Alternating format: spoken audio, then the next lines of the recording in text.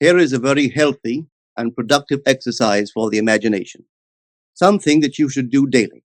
Daily relive the day as you wish you had lived it, revising the scenes to make them conform to your ideals. For instance, suppose the day's mail brought disappointing news. Revise the letter. Mentally rewrite it and make it conform to the news you wish you had received. Or suppose you didn't get the letter you wish you had received. Write yourself the letter and imagine that you received such a letter. Let me tell you a story that took place in New York not very long ago. In my audience sat this lady who had heard me numberless times. And I was telling the story of revision. That man, not knowing the power of imagination, he goes to sleep at the end of his day, tired and exhausted, accepting as final all the events of the day. And I was trying to show that man should, at that moment, before he sleeps, he should rewrite the entire day and make it conform to the day he wished he had experienced.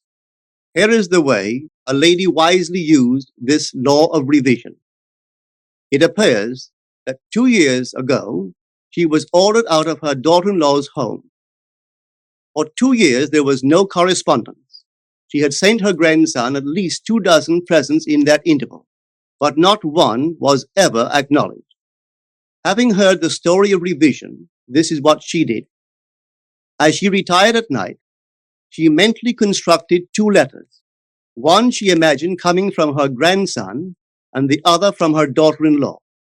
In these letters, they expressed deep affection for and wondered why she had not called to see them. This she did for 7 consecutive nights, holding in her imaginary hand the letter she imagined she had received, and reading these letters over and over until it aroused within her the satisfaction of having heard. Then she slept. On the 8th day, she received a letter from her daughter-in-law.